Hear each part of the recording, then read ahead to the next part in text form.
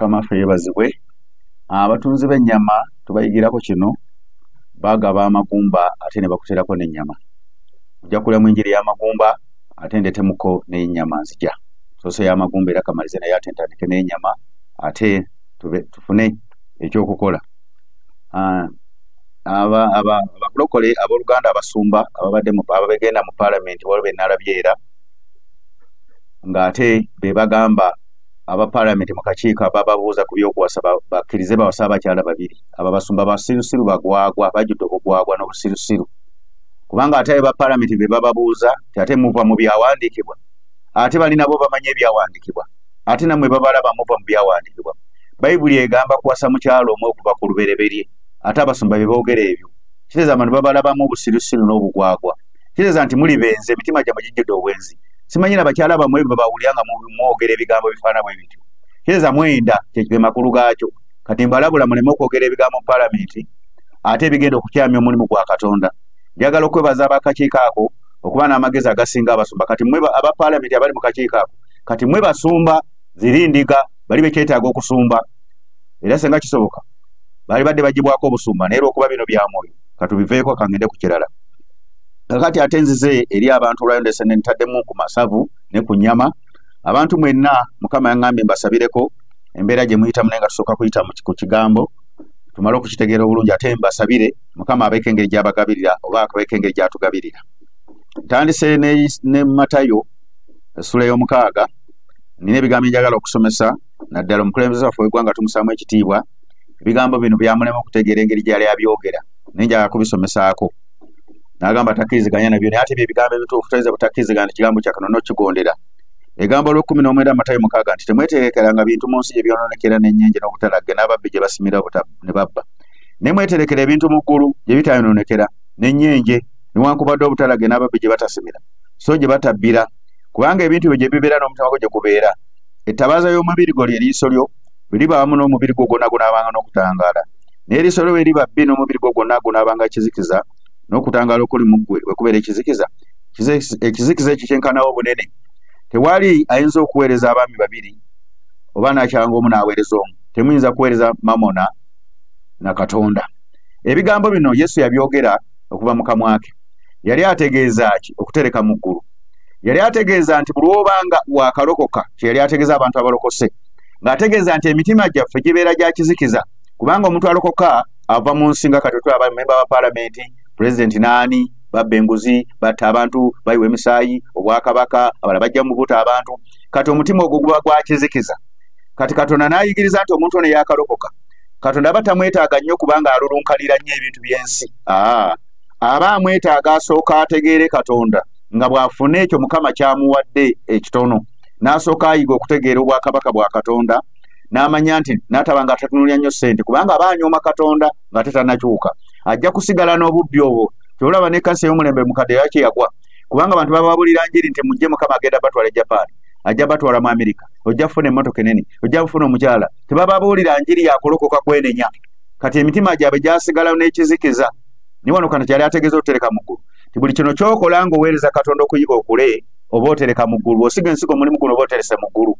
Bw'obaako oluganda gw'oyamba oba oterese mu ggulu. Buli kintu ky'okola oba otereka mu ggulu. Ti Katonda yagenda okukuddiza obudde obutuufu nga butuuse. Onnyo oluddako. Kyemba mbagamba nti temweraliikira nga bulamu nti munaalya ki munaanywa ki newankubadde omubiri gwammwe gunaayambala ki. Oba obulamu tebukira mmere n'omubiri tegukira byakwambala. N'agamba nti kale mulabe ennyonyi ez'omu bbanga tezikungula, tezikuŋŋaanyiza manika naye zirya Mukama aziriisa, tasinga nnyo okuziriisa ezo.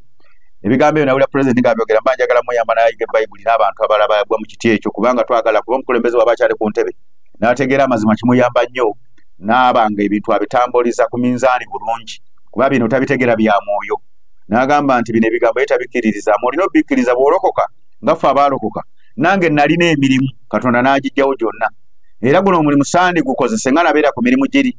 Nali simanyi nti ngenda kubeera musumba, nali simanyi nti naye ebigambo ebimu sinabitegeera bulungi eby'okuyitibwako omulembe, ng'obudde nja kubeera na bungi nnyo obubeera mu mirimu bino saandi bikoze. Naye olw'okuba Katonda yanzijjako emirimu giri ne gifa. Naye ati yasigala andiisa nga wendi nsobola okulima emmere entonotono n'empeereza. Nga lw'empeereza akwata ku muntu oluusi n'ampa ekimu eky'ekkumi ne ndiisa abaana. Ate Katonda lwaki agamba nti mbaliisa? akwata ku muntu n'akuwa ettooke bwamuweereza alabayo baakwatako n'abakozesa ng'era bwe tulaba pulezidenti oba kabaka oba minisita talina gy'akola alya ku ssente zaffe za musolo. Pulezidenti Museveni akolawa, kabaka akolawa. Naye kano yabategekera bw'atyo ti bwe munaakola emirimu gya gavumenti bamemba ba palamenti ng'ensaka eva ku misolo nga nammwe mulyoka bwe mufuna ssente nga ziwera nga mulyoka mukolawo pulojekiti nga kitegeeza nti n'omusumba oba omuweereza ayinza otandika mpola nga Katonda amuliisa mugabizi abooluganda naye bw'aba akozeyo akalimu akatono n'afuna nga bw'ayiga okukyuka n'afuuka ow'amazima Katonda n'alyoka amuwa ebyo bye yeetaaga. Olunyi lwa 3:3 tugamba buti naye musooka munoonya obwakabaka n'obutuukirivu bwe muli byongerwako ti bwe tunoonya obwakabaka buno n'obutuukirivu ebirala Katonda abirina akozesa bantu. Yakwata ku muntu n'agamba ekyo nkiwadde gundi, yakwata ku muntu n'amugamba nti bwe waayo ekimu eky'ekkumi oyo n'akikozesa oba n'emirimu okutambula. Bwe butyo obwakabaka bwa Katonda bwe butambula. Bw'olabanga omulokole nga yakalokoka Katonda oluusi natta emirimu gye aba anoonya engeri gy'anaamutereeza akule aveemu embala eri ey'obubbi. Kuba naffe twalinanga obubbi, twalinanga obwenzi, emyenge twaginywanga, ebyobusamize byonna tubiwulya. Naye kati ebyo byagenda bituvaamu kunoonya bwakabaka bwa Katonda obuli mu ffe ne tutegeera Mukama yatutera kino katukireke. Ekyo Katonda ky'abategeeza ate agambye nti ennyonyi aziriisa era nze sisulangako njala. N'abaweereza bonna abanoonya Katonda tebasula njala kubanga bagenda ne babuulira enjiri era abantu bamanyi nti ku street abantu babasasula. Nedda zinabulyanga enjiri ku street olumu nga ngamba n'abakyala bambala empale nti empale zimulekerawo niweekanga omukyala gw'ogambe ow'empale ali n'akwata emitwalo 2 n'agikuwa. Katonda yakwata ku mutima gwe n'agamba omubuulidde enjiri y'amazima oyo atole emitwalo 2 agikuwe ogenda ofune ekyokulya kubanga omubuulidde amazima alina kyagenda okuleka alina kyagenda okuvaamu. Bassebo ne bannyabo enjiri mugitegeere bulungi teri asasula nti bazungu batusasula ku street oba pulezidenti yatusasula ku street oba kabaka obaani oba tusasula aba tetubasasula naye babeera ku mulimu gwa Katonda gwe bakola ng'abasirikale babeera ku kkubo. Ye Katonda n'akwata ku bantu n'abatoozesa ssente oba ekyokulya oba aw'okusula. Naffe abamu tuyamba ne bannaffe ne tugamba munnaffe yalokoka naye tena bw'asula katumusondera akayumba kuba yakalokoka muto. Abamu babagobya awaka kubanga alokose. Eyo Ebbayibuli bwetu bwetambula naye Ebbayibuli wakiŋŋamba olunyi luno ti njagala kusabira abantu bano nsoose n'abalokole ngende ku balala kubanga abantu alokoka nga talina kyakulya. Ngenda kusabira essaala kubanga Katonda agambye nti ajja kuliisa ennyonyi tezisiga ajja kukugabirira. Njagala nkusabira essaala egenda okukugabirira okuyitamu ekyo ekisa. Katonda akuteekeko ekisa nga kyeteeka ku ffe tuve ku ddaala eryo tugende ku ddaala ddala. Era bw'osoma bulungi Ebbayibuli buli muntu Katonda gwe yayita naddala nga n'oba musumba yabajjangako emirimu. Ba Musa bonna yabajjako emirimu. Yesu yamujjako emirimu. Ba Peetero bonna. Era abantu beekwasa nnyo Pawulo gwe babuulirako. Pawulo yakolanga weema. Lwaki yazikola atya? Yafuna abantu abakola weema n'abeekwatako. Nganze Mukama bayinza okunzigulawo ne nfuna omuntu nga alina pulojekiti gy'akola n'agamba jjaku tuteekemu akasente. Bwe nkateekayo mba sikola weema ziri. Ye bw'aba mwesigwa nga nziza akasente kange amagoba gafunye nga tukoleramu nange ntadde mu ssente zange ezireeta amagoba. N'olwokuba ennaku zino abantu si beesigwa. Omuntu bw'omuwa ssente atwala ntwale. Ekyo kisobokera ddala nange n'angabirira. Naye ate bw'aggulawo enzigi n'akwongera biri by'agamba naawe otandika okuteekawo zi pulojekiti. N'abo abasumba bali wano mu ggwanga Uganda ng'oggyeko okwonooneka n'okugwa tebababuulira mazima emirimu basooka ne bagireka. Katonda yagenda agabirira kwe bagasse n'obubbi kati obufeero bwajjira mu kanisa ne balyoka babba abantu ne bakamala bukamazi. Naye Katonda abagamba nti yajja kukugabirira. Kati mulokole njja kukusabira essaala onywerere mu kisa Mukama kyakutaddeko ng'olina akalimu akatonotono kakole ofunemu ky'olya. Bw'oba tokalina weereza Katonda obulira enjiri paka lwa n'akuwa omulimu. Nga Katonda yajja kukuyamba ngenda kusabira essaala. N'olwokuba essaala sigenda kusabira omu ngenda kusabira n'abantu bonna Mukama yangambye abagabirire. Ngenze mu Zabbuli 24 egamba bw'eti ensi eno n'okujjayo bwe ya Mukama ensi zonna n'abazituulamu.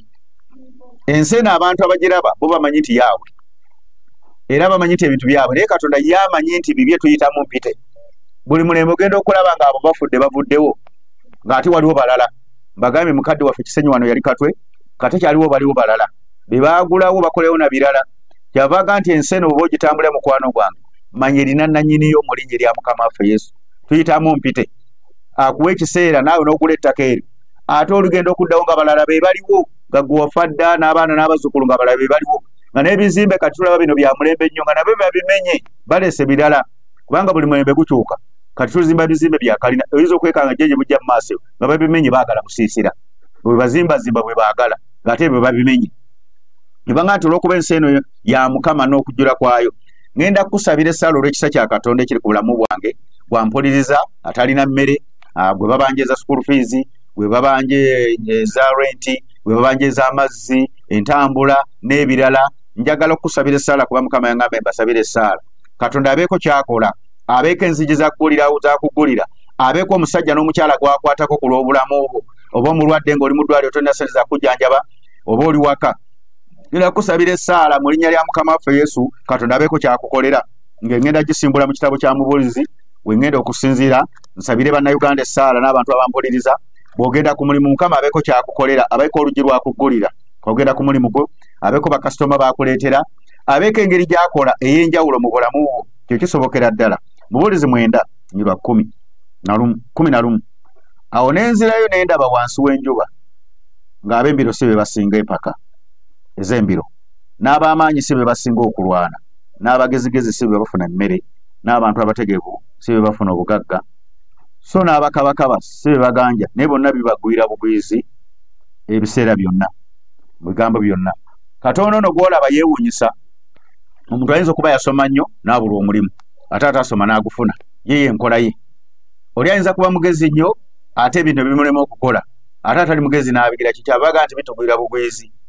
Omusiraamu waffe oli kyabaga nti omutonzi waffe yasalawo, kubanga nange kyangwira bugwizi kino.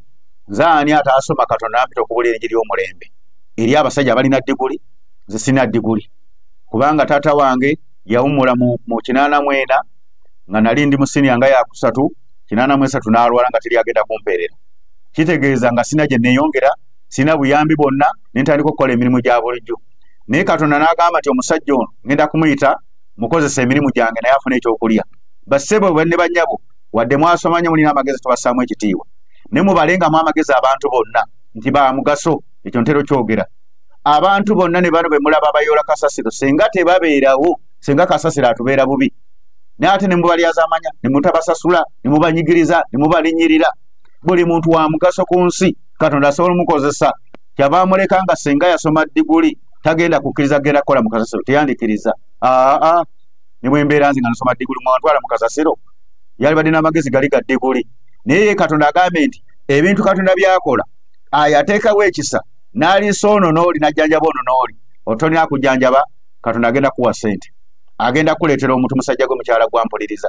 Waliwo kiweetaaga, Katonda agenda kukikola mu linnya lya Mukama waffe Yesu. Katokkiriza ebigambo bino bye njogera. Kata nkugamba nti yatula ebigambo bino nga ngenda kusaba n'obikkiririzaamu, Katonda agenda kukoteerawo ekisa eky'enjawulo. Waakiri anaakwata omuntu n'amusuuza ssente wennyini w'oli, oli n'atambula nga tewali mulala aziraba. Ekyo nali nkibaddeko ne nsaba Katonda, embeera endi bubi. Bantambula mu paaka nga ndaba ssente zigudde wansi, ninzironda nga ssente ziwerako, nga tewali naazikira eminga kuba ozironze mu paaka tozitwala ku poliisi kujja nga naawe oliko eddalu nga nawe wasabye Katonda. Tolinza jja ozitwala, teri azibuuza. Katonda asobola okusuuza omuntu ssente nga mugagga nga ye ayagala kuyamba ggwe. Katonda asobola okukola ekintu kyonna ekinaaleeta omugagga emmotoka n'efiira ewuwaawo ennyini nga neezikirirawo n'egaanirawo, naye ng'ayagala azikiriza emmotoka eyo ayambe ggwe. N'akugamba jangu onyambe ku kino, naye nga Katonda emmotoka namu Katonda agizikiza anoonya kuyamba ggwe. Ze ssaala zengenda okusaba wabeewo emmotoka ezifiira awo w'oli nga naye Katonda azze kuyamba. Wabeewo Katonda gwasuuza ssente naye nga akuyamba ggwe. Wabeewo ajja okukuyamba akutwale mu ddwaliro mu linnya lya Mukama waffe Yesu. Weetaaga obuyambi gajja kusabira n'omulokole aweereza Katonda, kuba n'abantu abali mu nsi Katonda abaagala bafune ebyokulya, ayagala babeere n'obulamu, ayagala bamutuuke ekiseera bamutegeere. Abamu baba banja kubanga amabanja gabeerawo, abamu engoye tozirina, engatto tozirina, bizinesi gy'okola waliwo ebyetaagisa. Ekyo kiweetaaga ekyo ky'oba okkiriza olunaku lwa leero essaala gye ngenda okusabira mu linnya lya Mukama waffe Yesu. Kuba Katonda ngambye nti sabira ku bantu bange, abantu bange abo basooke balyoke bafune omukisa, ndoke mbasumululire kubanga nakuwa ebisumuluzo. Abaweereza ffenna tubeera n'ebisumuluzo ebisumululira abantu. Mukama bw'akuteeka kisa muweereza gwe nti genda osabire abantu, kikole. Wadde gwe tagenda kuwa ggwe, sabira abantu bali Katonda abawe, gwe totunuulira bibyo. Ebyo Katonda bamanyi engeri gy'agenda obbikola.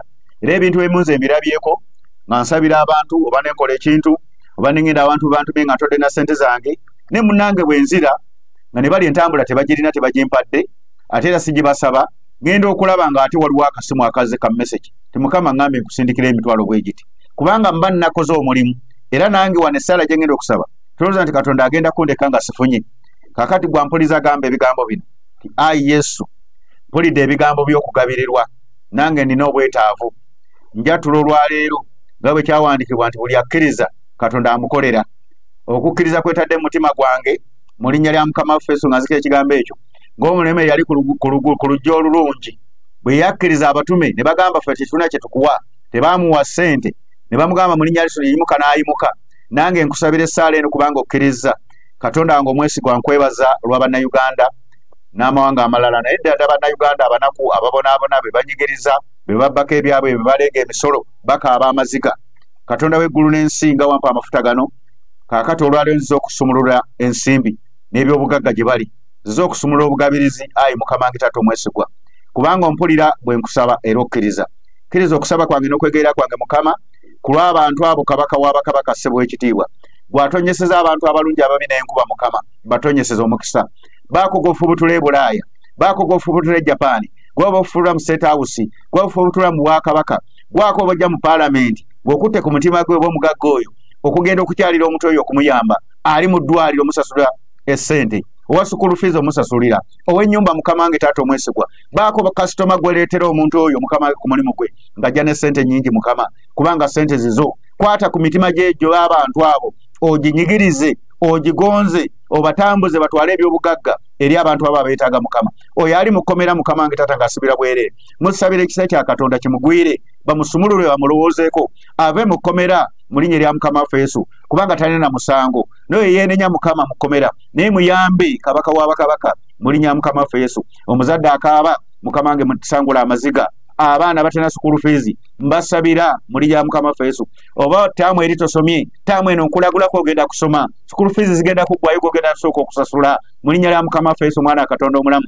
ayeetaaga entambula emmotoka, nkusabira olw'emirimu gy'okola ofune ssente ezigula emmotoka mu linnya lya Mukama waffe Yesu. Leka kikugwire, yeetaaga ettaka, yeetaaga ez'embaga, zeetaaga ez'okwanjula mu linnya lya Mukama waffe Yesu. Nsabye zeetaaga ez'obuweereza bwonna obwa buli kika. Nkusabidde essaala Katonda abeeko gwasitula nga mutaddeko omugugu. Oyo Katonda yasisinkana Nebukadduneeza n'atamuganya kwebaka, n'agenda agambe abali mu bunnya bw'empologoma, abali mu muliro baveeyo. Ye Katonda aba agwira omusajja oba omukyalo yamubuza otulo, amugende situka ogenda yamu omukyalo oyo, situka ogenda omusasula ettaka lye, situka ogenda omusasula ennyumba ye, situka ogenda omusasula emirimu, ayingire mu balamuzi basale emisango nga gya nsonga, basale amazima mu linnya lya Mukama waffe Yesu. Eyalemera ekyapa kyo nsindika malayika ba Katonda bamulumbe n'amaanyi ag'omutukuvu ajja akikukwase ekintu kikugwira olwaleero mu linnya lya Mukama waffe Yesu, kubanga Bayibuli egambe nti bonna bibagwira bugwiza olw'ekisa kya Katonda. Mukama nsumuludde emmere, nsumuludde ssente, nsumuludde emmotoka, nsumuludde ebyokwambala, nsumuludde ebyokulya, sukulu fees, okusasula amayumba, amazzi mu linnya lya Mukama waffe Yesu. Oyo azimba nga ssente zibadde ziganye, Katonda nga omwesigwa leka kimugwire, ssente azifune kabaka w'abakabaka. Nkwebaza era nga nkugulumiza kubanga bwe nsaba ompulira. Bannayuganda bannange njagala okubazaamu amaanyi ti Katonda waffe mulamu, mubeere n'okukkiriza ate bw'Akatonda bw'akukolera wuli ebigambo bino. Katonda yeetaaga nnyo okwebaza. Musa manya Yesu bwe yawunyanga abantu mu Matayo 8 gy'esomera n'abagamba mutwaleeyo, ne batwalayo ekyo Musa kye yalagira ng'ategeeza nti Mukama wabako kukoledde ekyamaanyi ekinene, naawe osobola okujja ne weebaza mu buweereza buno n'ogamba nti baali balemera ekyapa kyange bakyenziza, omulamuzi yansalira bulungi omusawo n'obazze ku bigere nga tolina kantu konna, naye ne tuwulira akasimuko nga keebaza, tujja kwongera okusabira essaala kubanga oyinza okuba bakusumuludde busumuluzi tolina ssente. Naye Mukama sooka okukola ekyamaanyi n'ogaa nti kaŋŋende nange neebaze omulimu gwa Katonda gutambule. Bannange mbasabidde omukisa, bannayuganda bannange mbasabidde emirembe, n'oyo abadde akulumba muziyiza, abadde akulwanyisa muziyiza, nsumuludde amaanyi agagenda omulwanyisa n'omuziyiza n'okumulemesa. Leka Katonda afuuke omulabe w'abalabe bo mu linnya lya Mukama waffe Yesu. Ekitiibwa n'ettendo nkikuddiza nga nkwebaza mu linnya lya Mukama waffe Yesu. Weebale nnyo mukwano gwaffe kubanga owulira okusaba kwaffe era owulira essaala zange ku lw'abantu babadde bakaaba amaziga. Manyi nti omaze okugasangula. Saabo bokka Mukama, n'abaweereza abaweereza mu buweereza buno Mukama nabo tobalekerera, n'abo abayimirira naffe abajja ne batuzaamu amaanyi, abajja ne bakola omulimu guno Mukama ne babako amagezi ge batuyigiriza, bonna mbasabidde omukisa gwa Katonda, mbasabidde obugabizi bwa Katonda. Abalala mbasabidde promotion bwe mubadde muvuyo Mukama Taata abayimuse, abalala mbasabidde eyayingira ku mulimu gwogwo oyo mugobyewo goddeyo ku mulimu gwo, eyayingira mu bufumbo bwo oyo mugobyewo mu linnya lya Mukama waffe Yesu. Ddeyo mu bufumbo bwo, leka kikugwire kubanga Bayibuli egambye ti byonna bibagwira bugwezi. Leka Mukama abeeko kyakusulako ekyamaanyi. Nsaba Mukama oyo yatonda eggulu n'ensi abankuumire era abampeera omukisa mu linnya lya Mukama waffe Yesu.